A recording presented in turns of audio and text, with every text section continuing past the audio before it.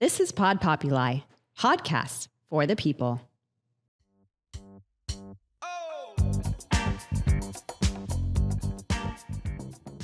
Welcome, everyone, to Design, Drink, and Dish, Episode 3. My name is John Ryan with Interiors by John Ryan, alongside my wonderful co-host. Hi, I'm Wendy Davis with Wendy Lynn Interiors. Wendy, Episode 3, how do you feel? Yay!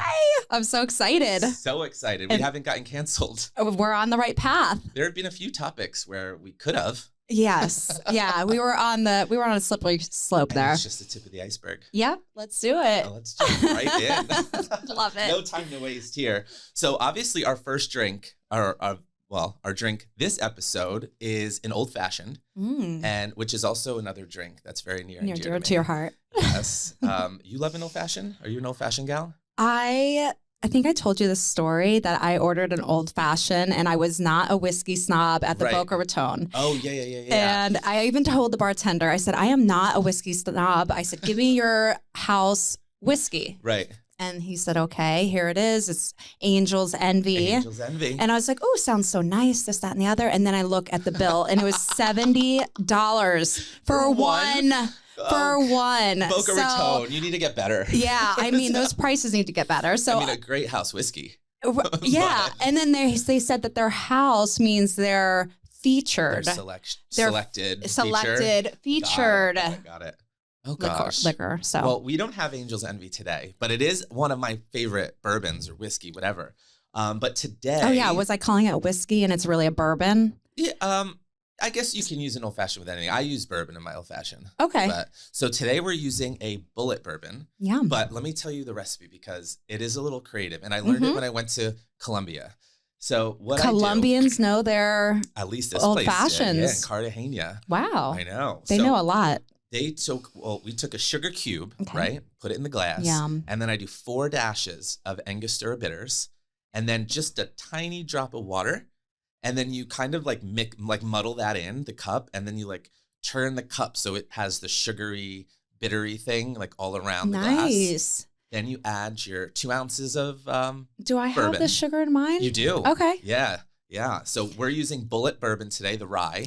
I think it's a little better for tasting. Rye, and that's a type of bourbon? It's a type of bourbon, okay. Yeah. I feel like it's a little more smooth. Gotcha. Versus a what, whiskey bourbon? Versus just a regular whiskey, yeah. Okay. Bourbon. So okay, so a rye. It's just the way it's fermented. Okay. Yes. And I asked you if you've been to Kentucky to like a bourbon tour? No, we should do that. But it's in my list. Because I want to do the Kentucky Derby, so we can do like a 2-for-1. A 2-for-1. Horses and bourbon and, get in all types of trouble. Yes, totally. Yes. Big hats and big drinks. Yeah, big drinks, exactly. And then all you do is you really garnish it with an orange peel and a cherry. I don't have cherries, sorry. Oh, damn it. I knew something was missing. But you have to express the oils in the orange peel over the glass. And how do you express it? So you take your orange peel and then you just kind of bend it ever so slightly. And you actually can see the oils like go into the rim. And that's on the rim. So we're getting a rim job. Exactly. With our orange peel. Okay. And there she is, ladies and gentlemen. Back. That's my co-host. And that's why we're almost off the air. Exactly. Oh, gosh. All right. Well, with that said, cheers to our third episode. And I really want you to be honest with me. How is the drink? Because don't just tell me it's good because I made it. I'm not an old-fashioned girl, but I like it. It's good. Very smooth. It's exactly like how you described. And I think that the sugar adds just a little bit of sweetness. And then, of course, the orange element. We always talked about the garnish, which is like in the interior design world, the decor. Yeah. Yep. So I love it. I love it. And I love your segue right into our topic. So okay, good. Okay. What do we got? What's topic number 1 today? Okay. So topic number 1, Jonathan. Yes, Wendy. Talk about your top 3 design pet peeves. Okay, so I think you know this, but my first pet peeve is when someone calls me a fucking decorator. I can't stand it. And so for those of you who don't know, well, I want to tell you first, it is on my welcome packet or my onboarding page that I give all my clients. It's on my contract and it's on my website. Like verbatim, it says, do not call me. Verbatim in big, bold letters. I am not, or I think I say it like pet peeve when he's called a decorator. Just don't do it. Wendy is called a decorator? What's that? You said Wendy is called a decorator? No, when He's like, I'm an interior designer. No. Wendy is a decorator. Oh, okay, gotcha. No. When we call yes. an interior designer a decorator. Yeah. Just don't do it. And it's actually quite insulting. I mean, I can't speak for every designer, but for me, it kind of like undermines our education, I feel, because there's a very stark difference between a designer and a decorator. And in my eyes, a decorator is someone who will go into a space, maybe rearrange some furniture, does a little pillow fluffing or throw paint on the walls and accessorize. And like, that's the extent of what they do.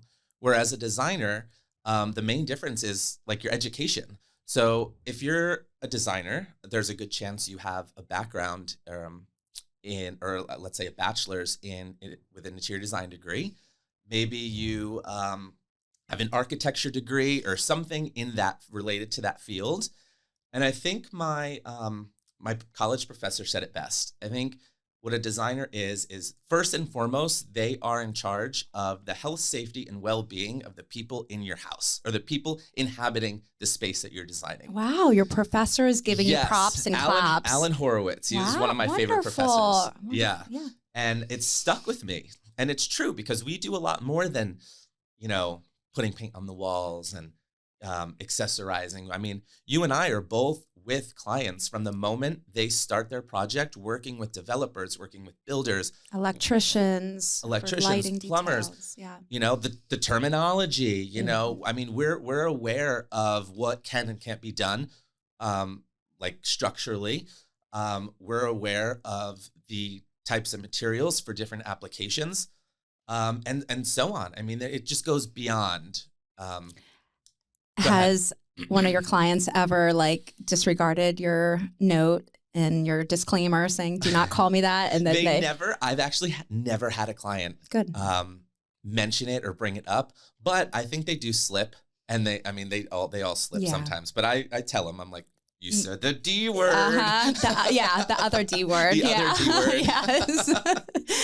And it's just, so. Do you think other interior designers get offended like we do? Everyone that I know, yes, they do. They do. And rightfully so, so, and two, there are some, this is like a rant I'm going on now. There are some states where you can't even call yourself an interior designer unless you have, this qualification, which the qualification here is like the standardized test, the NCIDQ. It's the National Council for Interior Design qualification. Do you have that? I don't have that. I don't have it. No, I started it. I had it's 3 parts, and you can't take the test unless you go to school for it. That's one of the requirements for it. So I took my first part, I passed. Took my second part, I failed. Oh, and then you got discouraged? I got, not really, but a little bit, because it was several years since I retook it, and too many years have passed.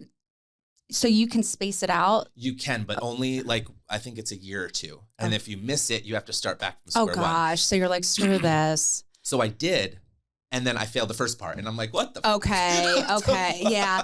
Standardized tests are so hard. They are. It's like, do you want me to, is this a trick question? Is it not a trick question? I never knew which angle they were taking, so I was terrible at standardized testing, which makes me so cringy. Well, thankfully for us, that is mostly for commercial design.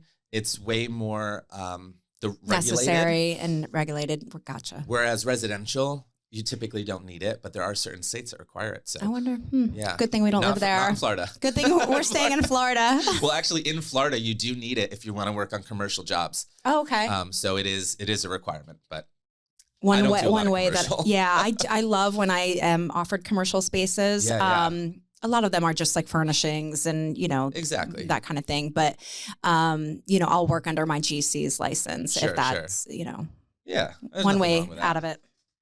I think I want you tell me one of yours. Do you have one? Oh, a pet peeve? Oh gosh. That was only one. People asked for 3. Oh, good Lord. All right. You guys are killing us. Yeah. Oh, you do? Then keep going. Oof. I don't have one offhand. So I think my second one is definitely side splashes. I hate Oh. a side splash. All right, explain to the listeners what a side splash is in case they don't. Let's just say we're in a bathroom, like a vanity, and I'm in front of the sink washing my hands, right? You have the backsplash that's like right behind the faucet, and then you have a side splash, which is either to your left or your right, and typically they're like 4 or 5 inches tall, and I know the reason they're meant to like capture the water so the water stays on the vanity and it doesn't mess up your paint or your wallpaper. I'm debunking that whole thing. I'm even a step above you. I don't even like backsplashes. I hate it. I tell my, countertop fabricators, I say, I don't want a backsplash. And they're like, oh, are you sure? What if they splash, water on the drywall? And I say, guys, first of all, nobody's taking buckets of water and putting it on their drywall. Okay. Yeah. So it's like so old school. I think the minute that you do see a backsplash, I think it's like somebody that they'd never worked with an interior designer. Right. It was probably just the builder Home Depot special. They're like, oh yeah, because you have to have a side splash and you have to have a backsplash. Right. No, you don't, people. No, you don't. Not. No, and you don't. If you're gonna do it, tile the whole damn bathroom. Exactly. Like, don't. 1,000%. That's what I do. Or if I put a pretty wallpaper there in the back or the sides, it's fine. It kills the vibe. Okay, I'm glad that you did mention it. It does. You know what I'll do in a kitchen though? Sometimes there are certain situations where you may need it.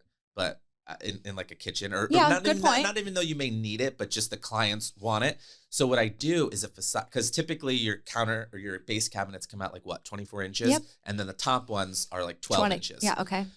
So you'll have they'll bring the side splash beyond the 12 inches. And then you have this like weird, like upside down that happened to me thing today. We're trying to do a built-in and their kitchen in the family area, the countertop, the backsplash, which is the same as the countertop, exceeded the side of the cabinet. So they had this like weird, like they brought it down or something. Like they just brought it over. It wasn't like flush with the upper cabinet and the lower cabinet. They brought it over. So it's weird. It gets dicey. What I'll do is I'll just cut it straight down if they want it. So it will never pass the upper cabinets. Good. But I mean, they're so fucking ugly. I know they are ugly. Like I've seen kids, this is just another tangent, wash their hands like little babies flailing around and nothing happens. Nothing happens. I mean, even if you're doing a wallpaper, there's a good chance you're not putting paper in like a bathroom with a shower or a tub or anything for obvious reasons. You're going to do a vinyl. But you're going to do a vinyl. They're so strong. Like, yes, they are. Yeah. They last. Okay, I love that one because that is one of my pet peeves. Oh, good. So you just hit 2 for 1. Okay. Do you have a third pet peeve? I do have a third one. Okay. And you may not. Okay. All right. Let's hear it. To get your, I'm going to sit up for this. All right. Let's dish it. Look at he has a stance and everything. He is really selling me on this. Well, I don't think you're going to agree with me, but you may. Okay. When we do pendants, not in a double height space, I'm saying over like a kitchen island or maybe over a nightstand or something, and you don't have like a solid rod and they're just hanging by like a string or a fucking chain, I cringe. I'm actually cringing because Jonathan has come over to my house, and in my daughter's room, Mackenzie, I have those beautiful woven pendant lights framing her day bed. Right. And they are on a string? A rope. A rope? Okay, well, a rope is different because if you have like a rattan or a rope fixture or something, that's different. Okay, because you're kind of matching it to go up. But if you have like a glass pendant hanging on like the... So you like the stems or down rod? Okay. The down rod, yes. And sometimes they don't offer enough stems. That's a great point. They don't. And I've done custom, you can do custom length stems. Yes. Okay. Yes. Of course you know that. Who am I talking to?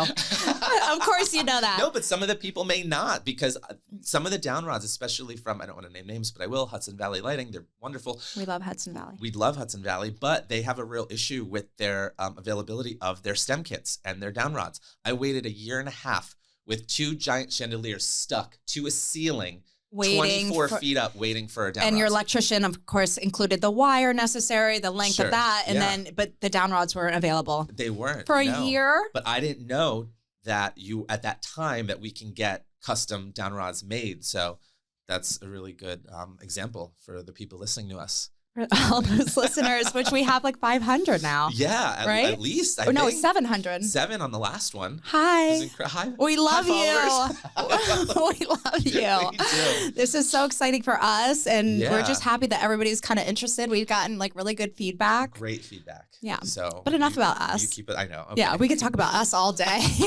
20 minutes later, we're still talking about us. What do we got? Okay. That was 3, right? Yeah, that was 3. Okay. And I like those. You brought up really good God. design pet peeves. Oh. Okay, Jonathan. What do we got? Topic number 2. Okay, topic number 2. What was one of your design oops? Ooh. Do you want to start this one or do you want me to start this one? Do you have a design oops? Go ahead, and then I'm sure one will come to me. Okay, so mine was one of my very first jobs that I had was designing a master suite.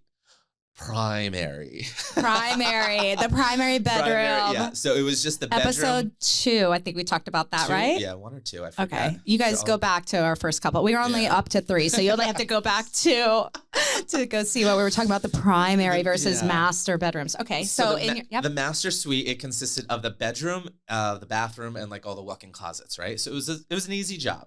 So everything was going good. You know, I selected all the furniture. I gave them space planning, whatever, lighting, everything. So we go to order stuff. Now, when I'm doing space planning, I'm sure you know this too.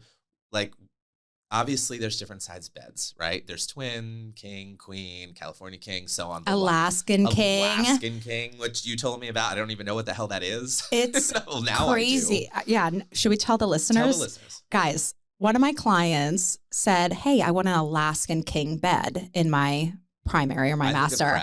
She's like, my 3 kids want to sleep with us and blah, blah, blah. And I was like, okay, great. And I'm like, I've never heard of Alaskan king.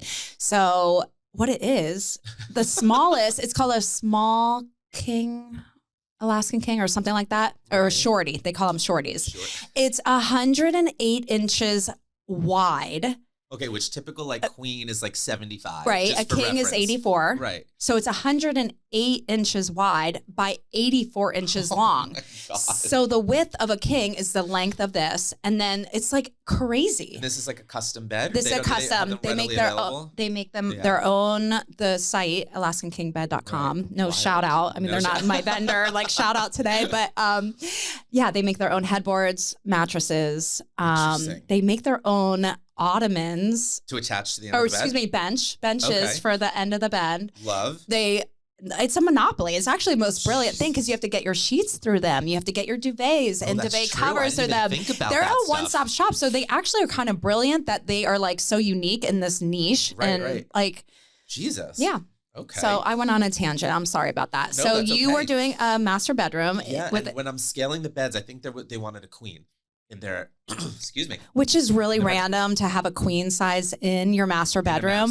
When people say that, I'm like, what? I mean, you don't want a king? I'm like, just even if it's myself sleeping, I want to sleep in a king. Exactly. Me too. I love it. So they wanted a queen. They wanted a queen. And you know, in our heads, when we're space planning, we know the dimensions of the bed. So I'm just, placing it in there, blah, blah, blah, whatever. But I didn't realize that the bed that I selected, which was approved, was, first of all, it was a Baker bed, which Baker is a fantastic company. Beautiful furniture. They're at like the highest price point. Yeah. I mean, this bed was like $7,500 for this queen bed, right? And that's a lot for this.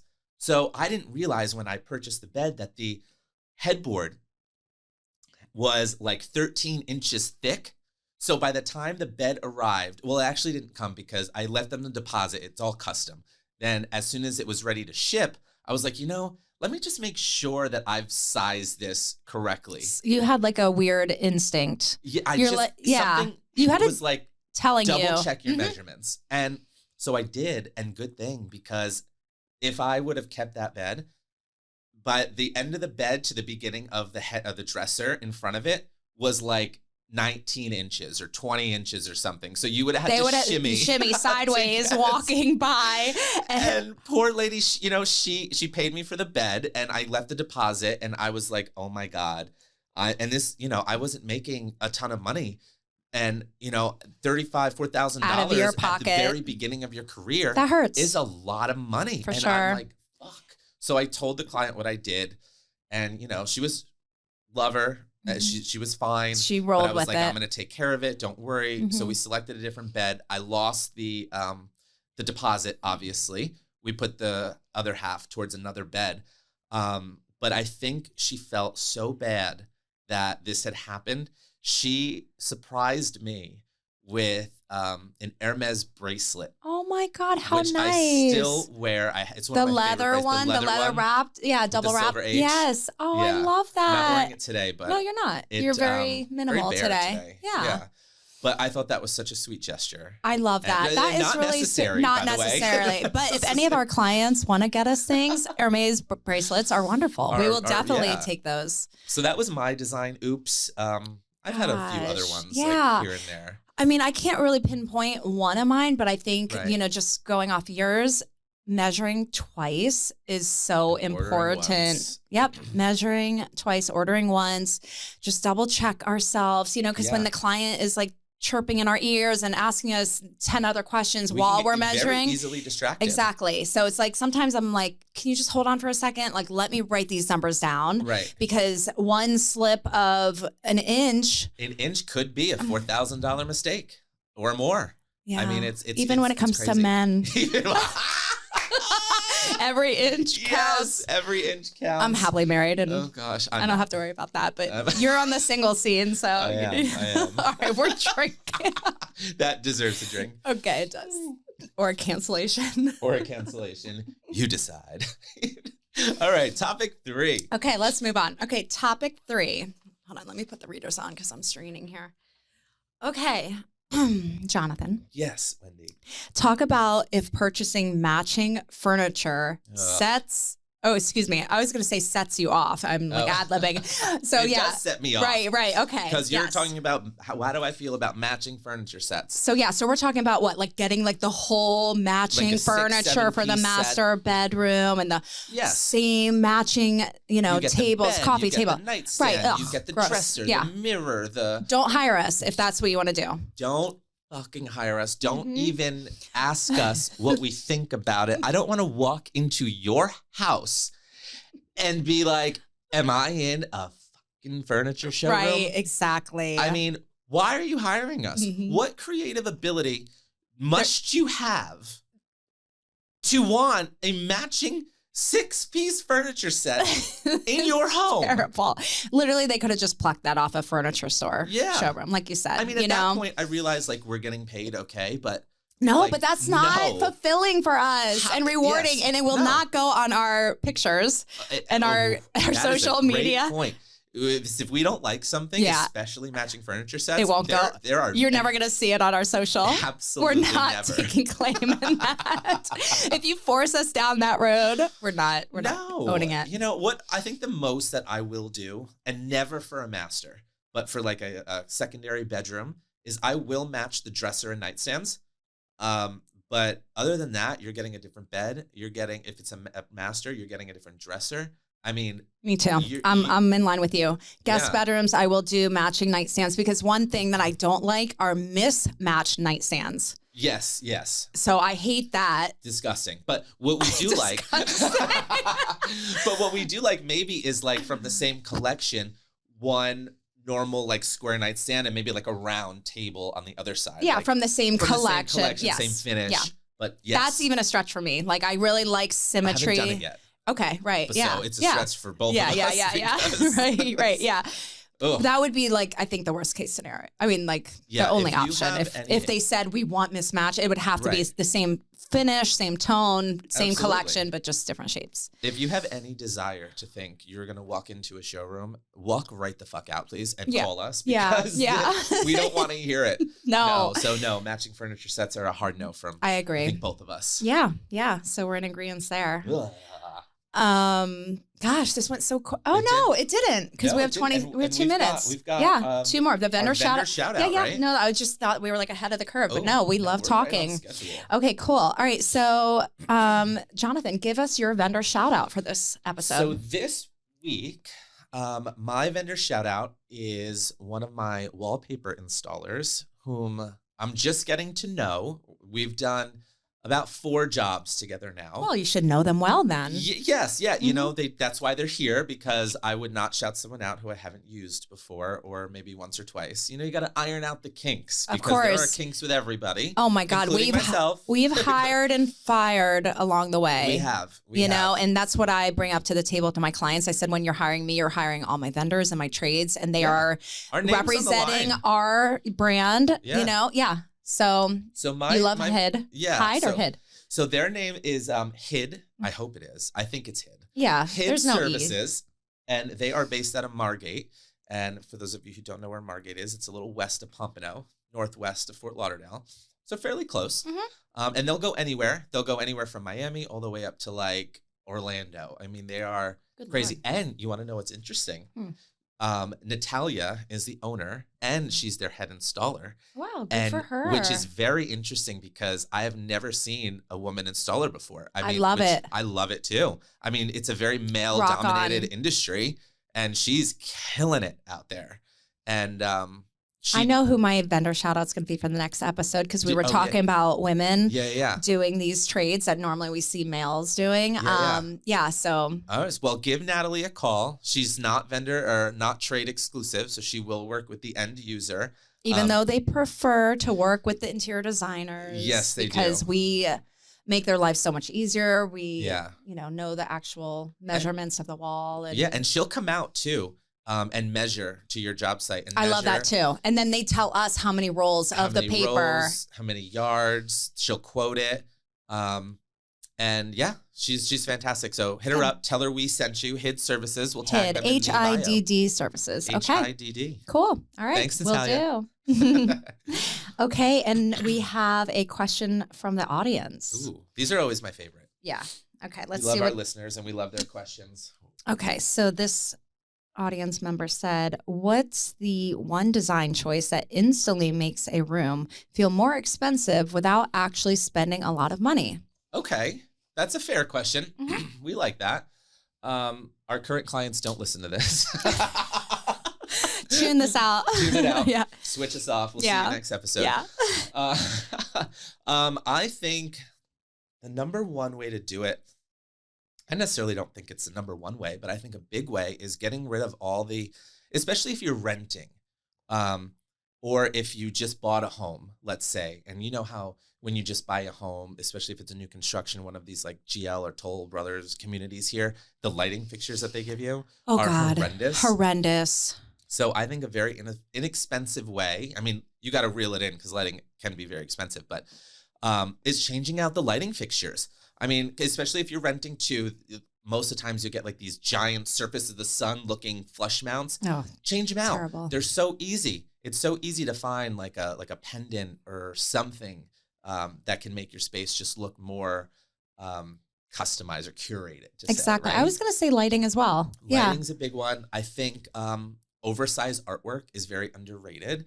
I love an oversized piece of artwork. Such a statement for a hallway, a room. And that's all you need. You don't have to worry about doing anything else. No. I mean, because that's going to be the talk of your room or the space or piece that's obnoxiously big. Yep. And you can score on some big artwork, very large, oversized size. Home Goods, TJ Maxx, Marshalls, Home Depot even may have. Really? Like no kidding. Yeah. Yeah. Right. I mean, I would never shop there for clients. Because I think a lot of people have the misconception that a small piece of art needs to go on a small wall, right? You know, like in between a closet door and a bedroom door, you know, there's not a little tiny space. It's like, no, fill that up. You don't have to go wide, but you can go long, right? You know, so I think another one is like painting. You know, I mean, I'm not a big accent wall guy when it's just paint. I'm thinking like if I'm doing it, I'm doing like wood or wallpaper. But I mean, paint, change the color, change it up. Exactly. Quick, easy, and your landlord or like when you do, you know, have your house built. Easy to fix. Paint it right over, take your light fixture, replace it, done. 1000%. So that's what I got for you. Love it. Yeah. And I agree with all those too.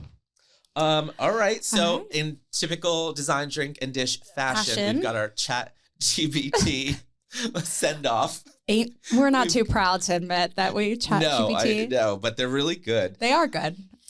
Our send off. Here's what I got for you. Until next time, may your cocktails be strong and your countertops be stronger. Love it. Fucking good. You're fucking good. You are fucking good. All right. Ciao, ciao. We'll see you guys. Ciao, guys. You'll hear us. Yeah. Episode 4 coming up. Bye.